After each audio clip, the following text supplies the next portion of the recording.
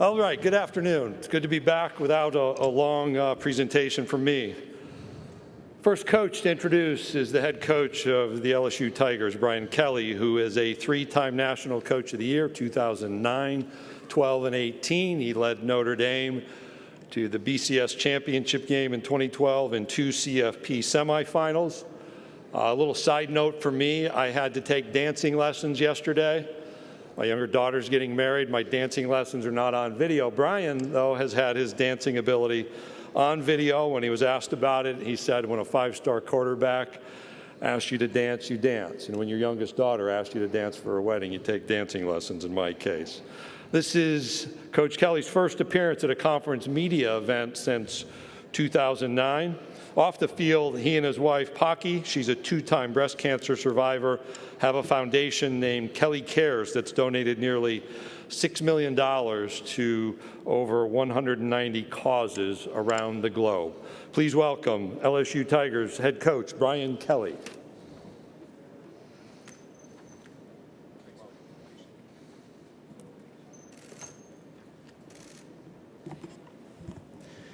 Good afternoon. Certainly a pleasure for me to be here at my first, as Greg mentioned, my first media day since 2009. I think for me, it kind of signifies college football is back.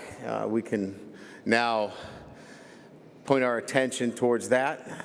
And for me, all of my attention is focused on our LSU football team. It's been quite an interesting 6-7 months as I embarked on this journey, which has been exciting for me. It started with, the right time at the right place. The timing was right for me. The place was perfect. We had an incredible president, President Tate, an athletic director that I had history with Scott Woodward, and a rich history and tradition with LSU football. And so for me, it was then taking on that great opportunity in front of me to be part of restoring championship quality football to LSU. Also, the chance to be part of this incredible conference, the SEC. The challenges that come with that. Playing the great schools. I've never been in many of the venues. I'll get an opportunity to play at Auburn this year. I'll get a chance to play at Kyle Field, in the Swamp. Those will be exciting opportunities, something that I've never experienced in my career of 32 years. So the challenges of being in the greatest conference in college football, as well as being at LSU, is I've been asked many times why, and I can tell you that certainly that shared vision of our administration, the great opportunity to restore championship level football to LSU, and then the SEC itself, and being part of this great conference. For me, it's been, as I mentioned, an opportunity to put a roster together in a very short period of time, creatively. We've had to use the transfer portal. We've recruited. We've spent a lot of time in player development, and we will then give everybody an opportunity to say, what do we look like here on a Sunday night against Florida State? And we're excited about that opportunity. So with that, I'll open it up to questions. Thank you, Coach Kelly. If you have a question, please raise your hand. Jack, Jake, and Preston will get a microphone to you. And again, please give your name and affiliation. We're going to start right here in front of us, Coach, about 5 rows back. Go ahead. Hey, Coach. Colin Wilson with the Action Network. So when you took over... Oh, there you are. Thank you. When you took over Notre Dame in 2010, you had a new quarterback with Jimmy Clausen, new offensive line, and Notre Dame had some struggles out of the gate in September. Is there anything we can learn from that experience for LSU to be undefeated with Mississippi State, Florida State right out of the gate? Well, now that you put it that way, I hope not.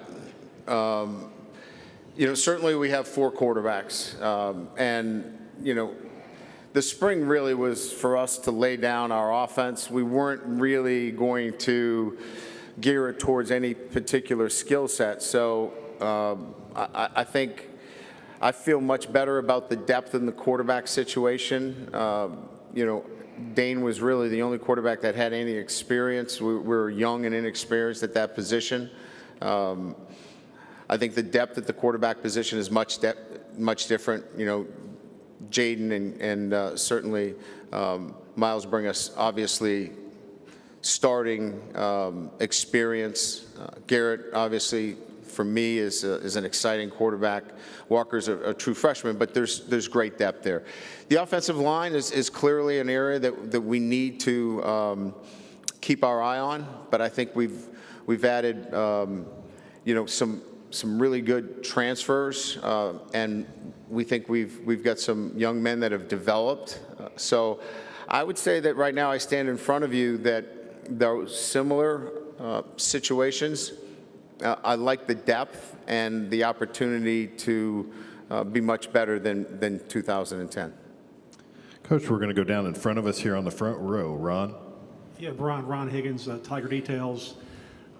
It's been kind of documented, maybe LSU or the collective of NIL of LSU doesn't have as much funds as other schools.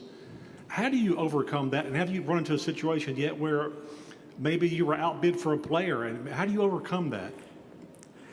First of all, I don't know that we don't have as many funds. Nobody has given me, any kind of documentation that we're behind.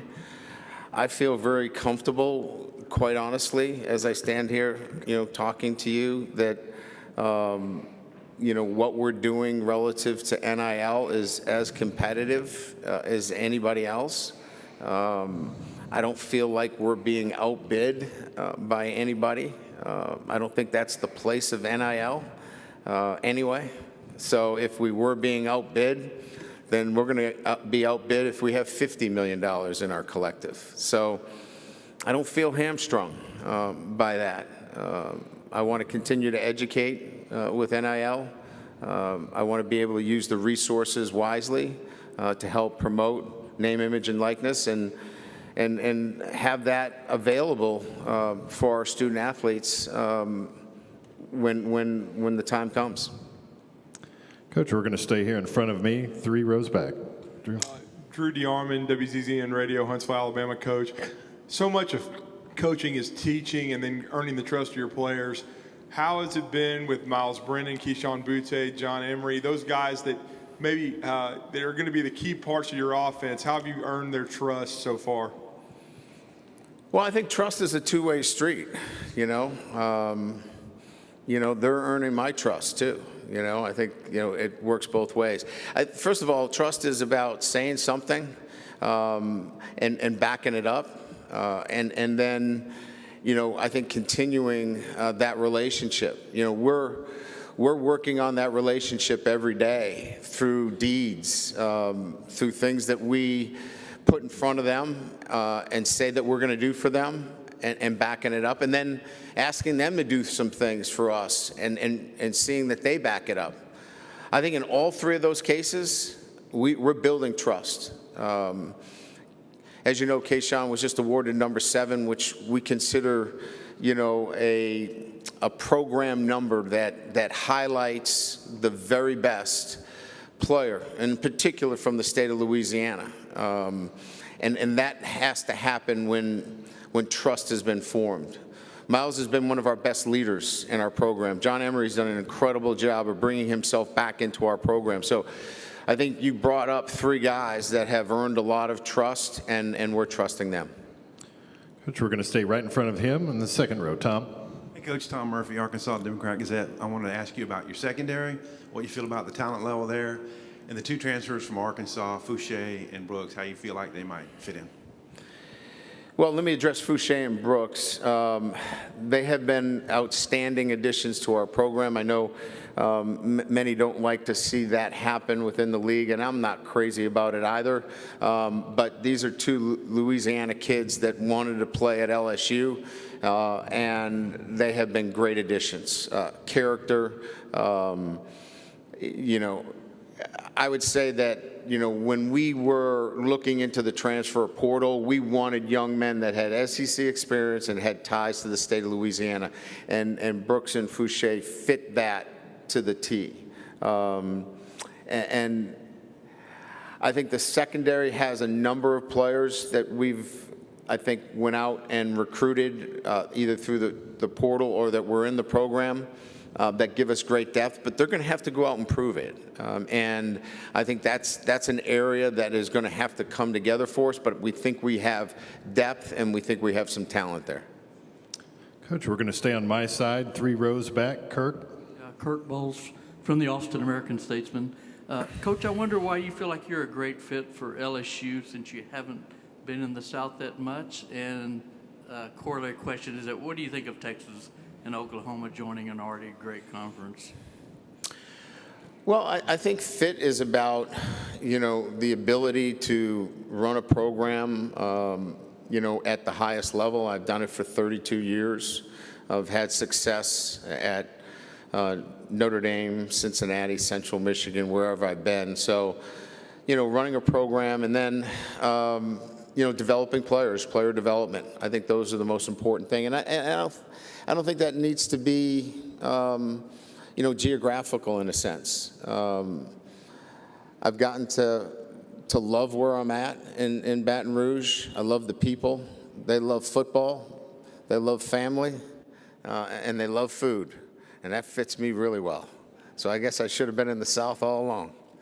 I love the fact that Oklahoma and Texas, 2 great programs, are coming into the SEC. And, that speaks to Coach Sankey and understanding, the lay of the land and being proactive and having 2 great institutions coming into the SEC. We'll be excited about when they officially join to have them on the schedule as well. Coach, we're going to go over to your side, second row. Glenn? Hey, Glenn Gilbo at Outkick.com. Having been at Notre Dame for quite a while, would you be surprised if they joined a conference, or do you think they'll stay independent, and just what do you think of their philosophies toward that? It's probably not been high on my list of things to think about. I've been trying to correct a slice for the last couple of weeks, and I haven't had much success with that, so I'm going to go back to my day job. But I would say that, certainly Notre Dame still is, a coveted, university in terms of, what conference would want them. Jack Swarbrick knows what he's doing. He's got his ear to the ground. They're going to land into a good position no matter what they do, whether they stay independent or whether they go into the, one of the other conferences. Notre Dame can carry itself pretty good. Coach, we're going to go right here on this near aisle in front of me, about 3/4 of the way back. Go ahead. John Bednarowski from the Marietta Daily Journal.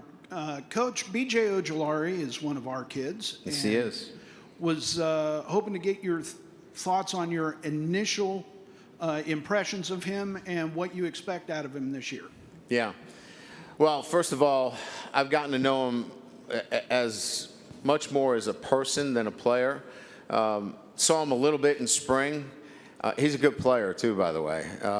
But as a person, he's what you want to represent your program, and that's why, he's represented us, as our student-athlete representative in the NCAA forums. He represented us in our student, interactions on campus. He represents us here today because his traits are outstanding. His character, how he handles himself in the classroom. He's a leader, and I couldn't say more about the integrity and character that he has, and I couldn't look. We're going to talk about his ability to rush the passer and his prominence there, but I could talk more about the person than the player today, because that's who I've been associating myself with more on a day-to-day basis. Coach, we're going to go all the way back on the left-hand side. There you go. Yes, sir. Edgar Thompson of the Orlando Sentinel. Notre Dame played Florida State 3 of the last 4 seasons, I believe. Where have you seen growth in that program from the team from 18 you faced and then the last 2 under Mike Norvell? Yeah, I think probably more than anything else, the fight in that team. I thought they fought for 4 quarters against Notre Dame last year. That was a team that obviously played to overtime. They were down late, came back. That has a lot to do with buy-in. You could see them playing harder and harder. Maybe that wasn't as visible earlier on. So this is a team now that has Mike's stamp on it. It's going to play hard for 4 quarters. You can see the development of younger players coming along, especially on the offensive line. Defensively, there's a structure there that is sound and fundamental.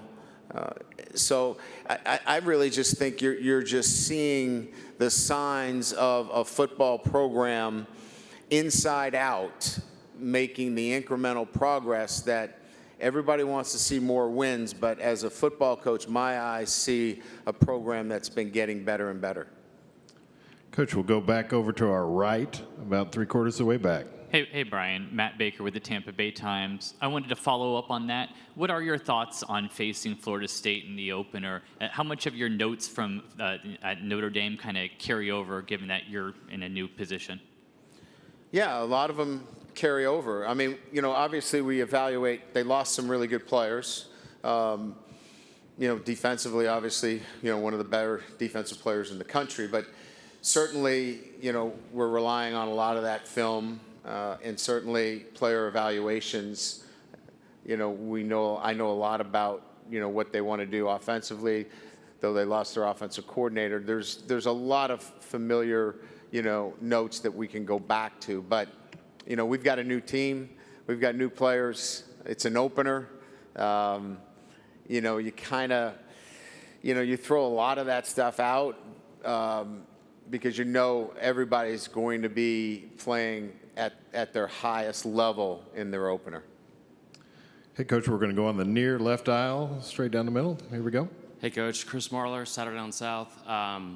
Most important question of the day. In your best Southern accent, what's the favorite or best food you've had since you moved to Louisiana?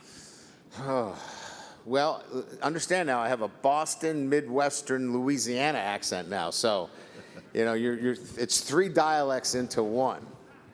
So it's no longer family. I got like all kinds of stuff to throw at you. So just be ready.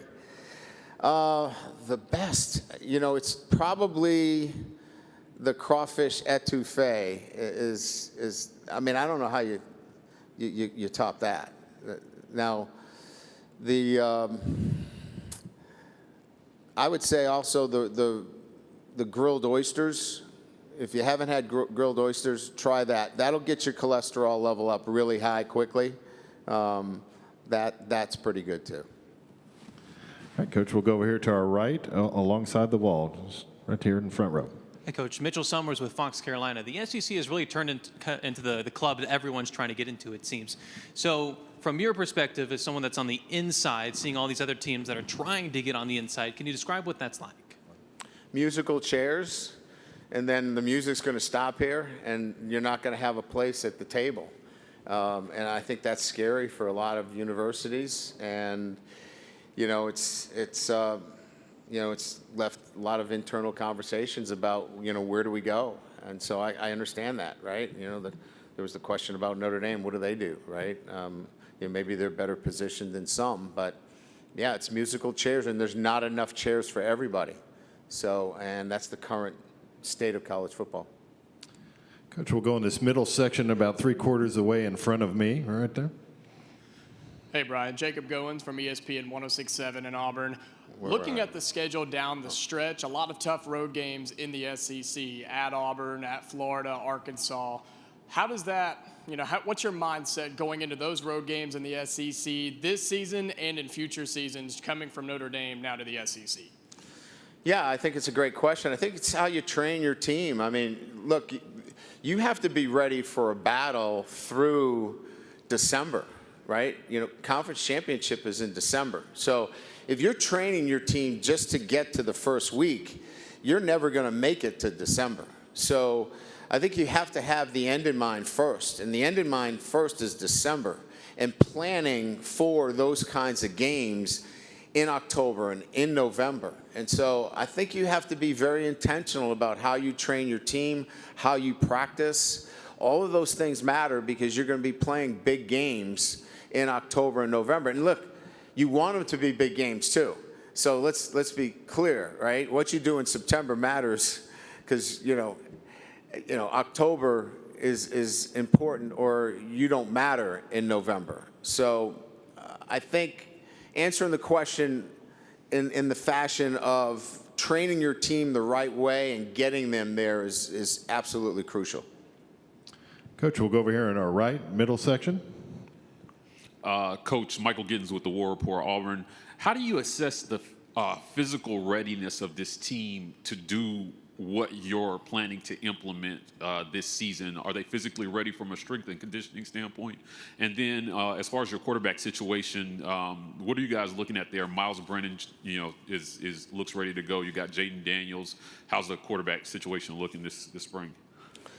Yeah, I think our numbers look pretty good. You know, our GPS numbers show a fitness that will have us prepared for Florida State. We trained outside all summer. We have 2 more days this week, and then we're off. We finish up our summer program with 2 more days of training this week, today counting. So, yeah, we're healthy. I think our kids would tell you they feel as good as they've ever felt. Our numbers look really good across the board. And then as it relates to the quarterbacks, it's kind of similar to what I said to you, but to a number that have asked about the quarterback situation, is that we're really going to have to set the offensive structure in its installation to the skill set of the particular players. Because number one, they got to take care of the football. Number two, they got to get the ball to playmakers. I've got playmakers on offense that are already in place. So they've got to get the ball to the playmakers. And number three, you know, they've got to make plays, you know, that quarterback. So the ultimate decision-making on who that quarterback is, he'll have to hit those 3 notes. And I think all of those guys can do that.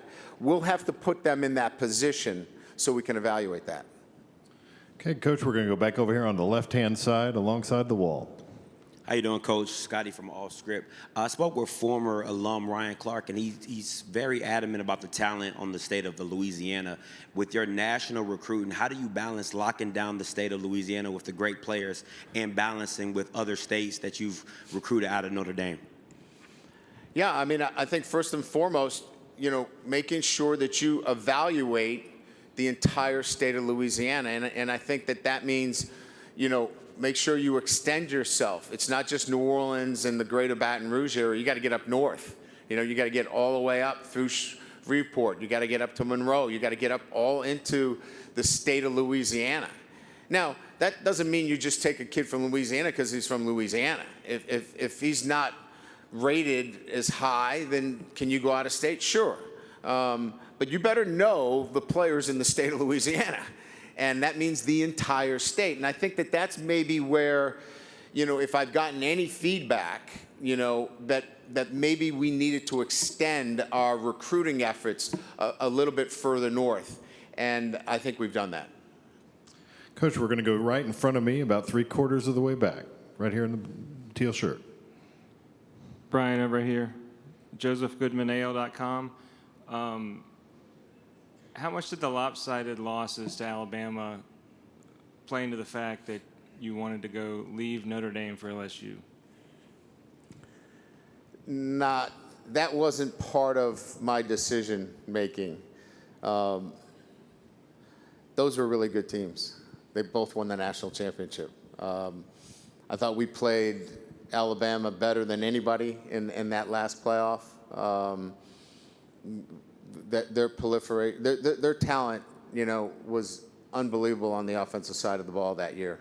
So that wasn't like, well, I'm taking the LSU job. Alabama was so much better than us. That was not part of the process.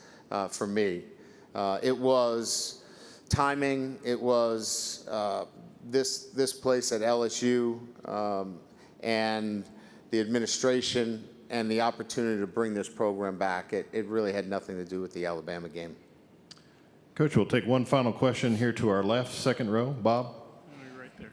Hey, Brian, Bob Holt, Arkansas Democrat Gazette. I think I read this right, that Brad Davis is the only assistant you retained. That's correct. I wonder why you did that and what went into that thought process, and just what kind of coach you think Brad is and what he'll do with the O-line. So Brad was the interim head coach, so I got a chance to see him in a different capacity, in much more of a, I would say, leadership capacity, where he got an opportunity to really touch all of the players, and I really loved his ability to reach players. And I felt like if he could reach all of those players, how well would he do with 15 to 18 players? Also, he worked for Sam, and I consider Sam Pittman one of the best, if not the best, offensive line coach in college football. And so he's been tutored under the best, played the position from Baton Rouge, just all those things together. And then my time with him and his want and desire to be part of LSU made it an easy decision for me. Hey, Coach Kelly, thank you for your time this afternoon. Thank you. Appreciate it.